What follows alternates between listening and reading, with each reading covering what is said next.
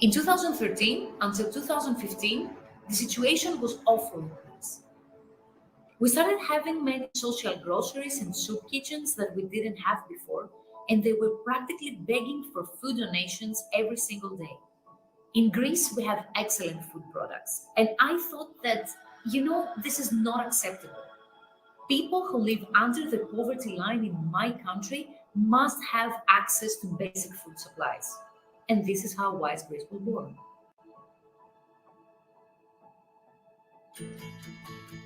At Wise Greece, we help the small food producers to sell their products within Greece and abroad, and we turn our profit into food supplies for people in need. In this way, we actively support the small family-owned businesses, which are the backbone of the Greek economy, while at the same time, we provide high-quality food supplies to people who need it the most. I thought that there must be an alternative way of doing business. And today, there are new business models where you can do well by doing good.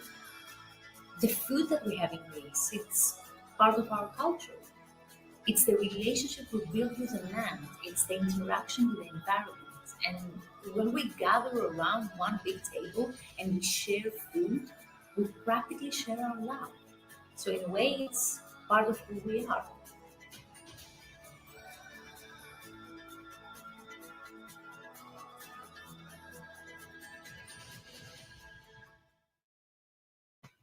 Welcome to IdeaGen TV. Today we are ecstatic to have with us Melina Taprantzi. Melina, welcome. Thank you very much. Hello. Melina is not only Melina Taprantzi, she is the founder of Wise Greece. Melina, it's an exciting time. It's a very exciting time for you, for Greece, on the heels recently of the Microsoft investment announcement, your big success with recognition.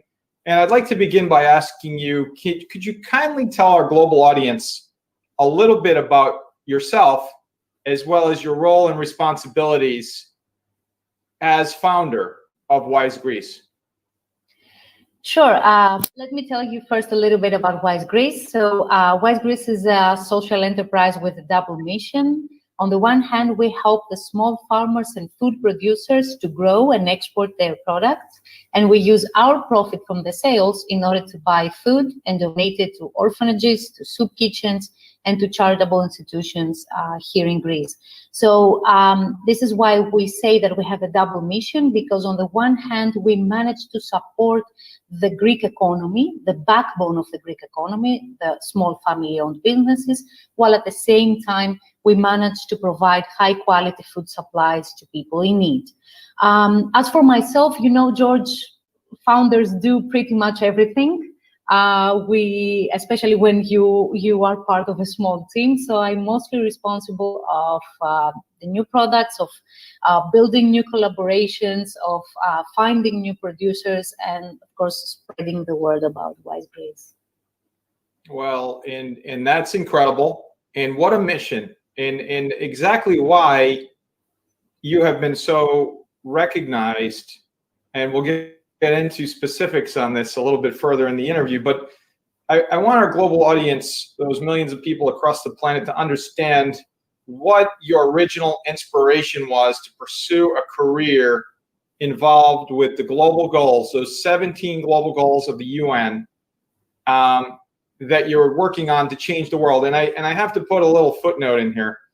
For those of you that are not familiar with the 17 global goals, those 17 global goals were agreed to in 2015 unanimously by all 193 member states. And so they're a galvanizing force to focus on actually creating change across the planet, like eradicating poverty and making sure that no one is hungry, and on and on. So I'd love to hear what that original inspiration was for you, Melina. Well, I guess there is an interesting story here. So Wise Greece was born in 2013. So as you said, back then, we were right in the middle of the Greek economic crisis, There were no SDGs, no sustainability agenda. Nobody really knew the term social economy or social entrepreneurship. So I decided to visit a social grocery. A social grocery in Greece is a place we have where poor people go in order to get food supplies, mostly food supplies. And I saw there that they had only razors to give to those people. And I was shocked. And I said, what is going on here? Why do you have razors? And they said, you know what? This is the only donation that we have. So this is what we're going to give to those people.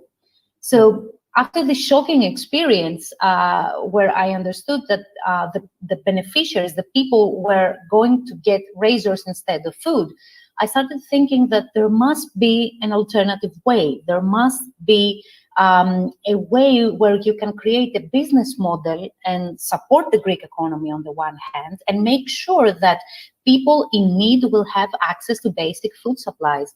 And I guess this is how Wise Greece was born, and this is how I decided to change my life as well. Well, Melina, that's just shocking on so many levels, but so eye-opening. And so you took this opportunity, it sounds like, to fix a situation where you saw something that just didn't make sense. That this opportunity to help people, especially people that are hungry, wasn't actually even supplying any food. So you took it upon yourself. See how, for as a lesson, what's striking about this story is that one person can change the world, because you came into this facility and you said, I want to fix it. And here you are now being recognized across the European Union and really across the world, as we also recognize you here in the United States, to say this woman, this one person, is changing the world with her model of, coordinating and creating change. And so, how does it feel to be one of seven women worldwide to have been selected and honored with this year's Global Goals, Sustainable Development Goals, HER Award? And what is up next for you now as you look toward the future? Well, it's an incredible honor, as you can understand. This SDGs and HER competition is organized by the World Bank, the United Nations, UNDP, and UN Women.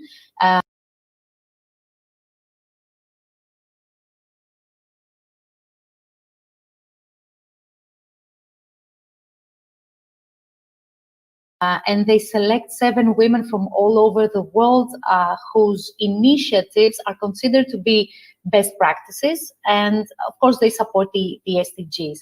So we are very excited that Wise Greece was the only initiative to receive this award from all the European countries and Central Asia. So I guess in a way, I feel very proud that we managed to put Greece on the global SDGs map. And I think this is what motivates us to work harder and focus on our next steps. And for instance, right now we are building some educational courses, and we are going to provide some educational courses to people affected by the consequences of COVID in order to help them become food entrepreneurs and build more sustainable businesses and have an income through this activity. So I guess this is it. We put Greece on the SDGs map, and we want to promote the SDGs and the sustainability agenda in our country. It's still incredibly amazing to me that you're just that inspiration, that story you articulated a few moments ago, that it all began with that one spark, that one moment where you said, this doesn't make sense.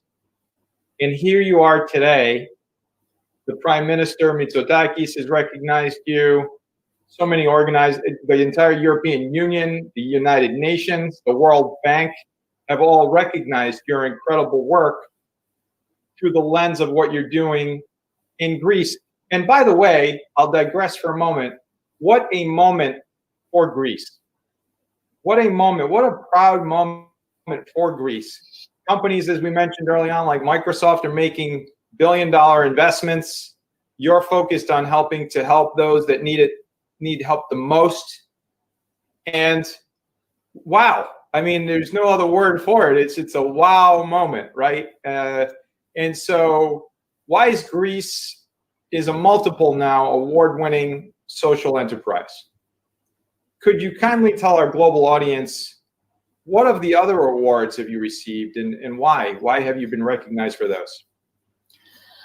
Sure. We have received the Models of Excellence Award by the President of the Hellenic Republic, the European Social Challenge Award, the Future Generations Award, the Innovative Fundraising Award, just to name a few. And I think that Wise Greece, even though it's a simple idea, received the awards for its innovative business model and its important social impact. I guess we managed to build a sustainable business model in order to provide a solution to a social problem that was unacceptable, as you mentioned earlier. Amazing, amazing. I love how you termed it. You know, a social problem that was unacceptable, and hunger is one of those problems that's absolutely 100% unacceptable. And so, shifting a bit, Melina, to you, what has been one of your most favorite programs or projects that you've worked on during your career, and why would you say it's such?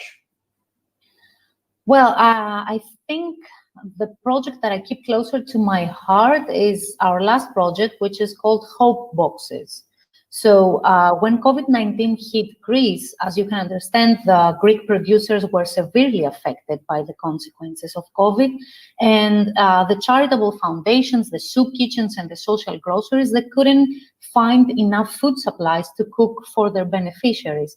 So what we did is that we launched this project, the Hope Boxes project, where in collaboration with other companies, multinational companies, we managed to provide more than 10 tons of food supplies to people in need.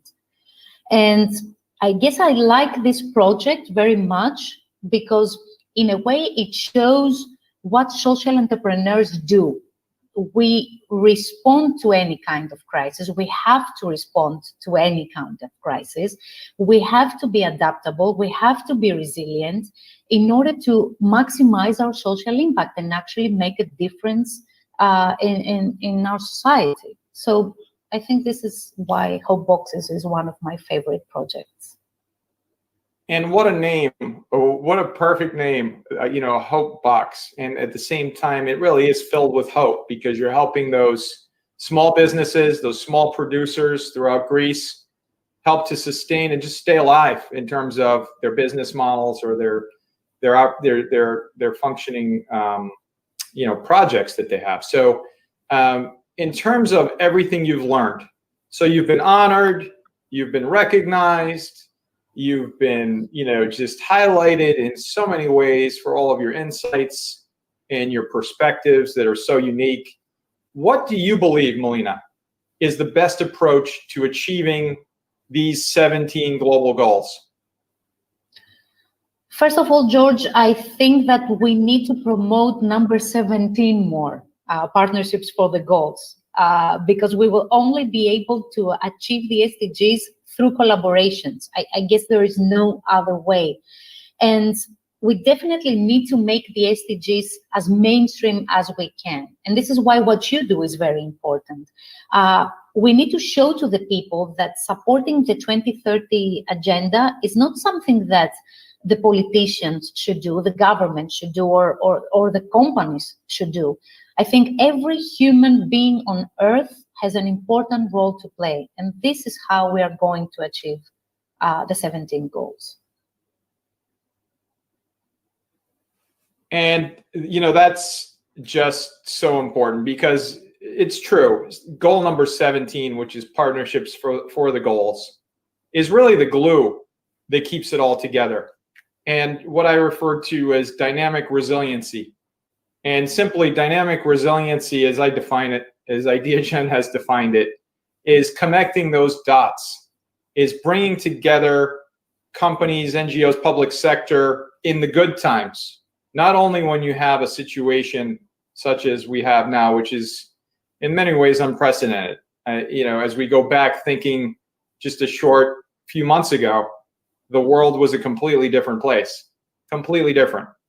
And after this short period of time, the entire planet, for the first time in human history, is suffering from the same exact situation with this pandemic. So it's definitely incredible to see and to hear from you, and I go to the hope box in that original story of how you started Wise Greece. It's really profound on every level. And from your perspective, how has Greece, in addition to other European countries, been helping in the achievement of these global goals? George, I think we're not there yet, but we are getting there. Unfortunately, the SDGs are not very well known in Greece. So it is part of our job as social entrepreneurs to promote the sustainability agenda and hopefully inspire the next generation to work towards a more sustainable future. That's right. And it is our role at IdeaGen. We are focused on helping to create first the awareness, that critical awareness of what are these goals? We're talking about these global goals. What I love personally about the goals is that what we stated earlier, which is they were agreed upon by all 193 member states of the United Nations, including the United States of America. And that's what differs from the previous version of the goals, which were the Millennial Development Goals. And those were focused on really emerging countries, right? Countries that needed help the most. But this is a global issue. Hunger exists in the United States. Poverty exists in the United States. All of these things are critical everywhere, in every corner, on every nation on the planet Earth. So they're goals that everyone can agree to. They're not a political goal, like you said. I love the way you term that. These are not political goals. These are goals to help humanity. And there's no one on the planet Earth that wants to see hunger. And there's no one on the earth that wants to see poverty. And there's no one on the earth that wants to see women getting paid less than what their male counterpart would get paid for the same exact job. It just doesn't make sense. And by the way, from an economic standpoint, it really doesn't make sense as well. And so there's a business case for all of these goals. So when you start to think about it, it just makes sense. So if it just makes sense, that's our point, is we're trying to create this critical awareness. And so with everything that's been happening across the planet, with everything that's happened, what do you see as one of the biggest obstacles in reaching and achieving these global goals by 2030? I would say there is one big obstacle, which is misinformation. There are many opinions out there. Everyone has an opinion, and it's part of the democracy that we live. But there are some optimistic and pessimistic voices, and I think that people, especially after COVID, they need to feel that it can be done. And we need to rethink our everyday lives. We need to redesign the systems, like the food system, for instance, which is very fragile. And we need to believe that we can design a more sustainable future. And we can do it by using the SDGs as a roadmap. And as I said, trust me, it can be done. That is a note of inspiration that I think many people around the world need right now. I think there's not a question that we can take from this global situation lessons. And as it's been described in so many interviews on IdeaGen TV, some people say, let's build back. Others say, let's build forward. Let's reimagine. Let's recreate. But by the way, you can't begin to reimagine if you haven't seen it. And so during the course of this pandemic, there's been a big bright light shown on the things we've been talking about.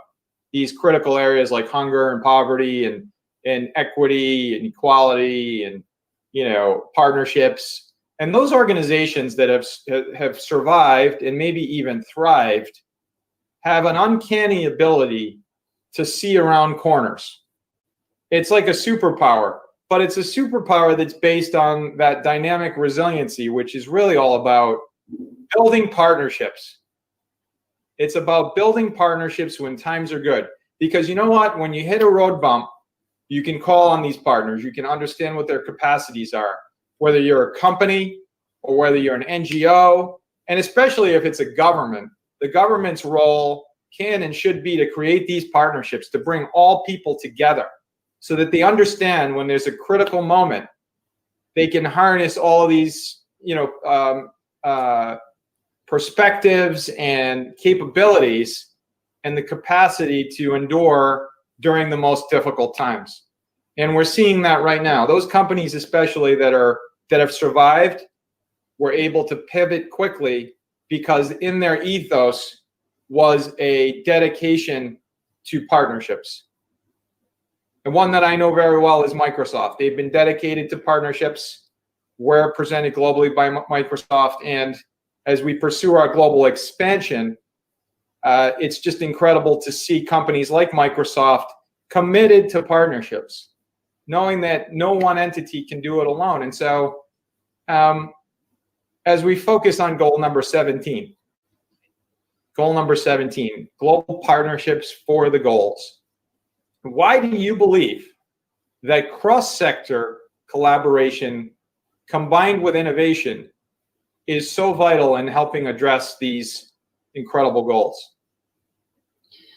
As you said, George, I think there is no other way. I mean, if we take Wise Greece, for example, which supports a lot of SDGs, such as number 2, no hunger, or number 5, gender equality, or number 8, decent work and economic growth, we wouldn't be able to do anything without our partners and without collaborations. So in order to maximize our social impact in Wise Greece, we work for various projects with different stakeholders. We work with the municipalities and the government for some projects, and we work with small family-owned businesses and huge multinational companies on the other side. So I think that if you truly want to make a difference, if you truly believe that you can build a more sustainable future, then you need to be open-minded and you need to be willing to work with pretty much everyone. What an incredible message. Melina Taprantzi, founder of Wise Greece. What is your post-summit ask for our global audience as we continue to change the world together? Well, it's true that 2020 was a very challenging year, and at the same time, it was a wake-up call. And I would say that we need to understand that everyone can be a change maker. Every human has the potential to be a change maker. And if we do our part as citizens, then even if we don't achieve all the SDGs by 2030, then we will definitely be in a better position than we are now. And I guess it's really, really important. Melina Taprantzi, founder of Wise Greece, you are changing the world. You are that spark that is proof that one person can change the world. How do folks across the planet find out more information about Wise Greece? You can visit our website, wisegreece.com, and find us on social media, all the social media platforms, and we will be happy to talk to you and get to know you. Wow, Melina, wisegreece.com. You're changing the world. Thank you for all you're doing. Thank you for your insights, your perspectives, and everything you're doing at Wise Greece.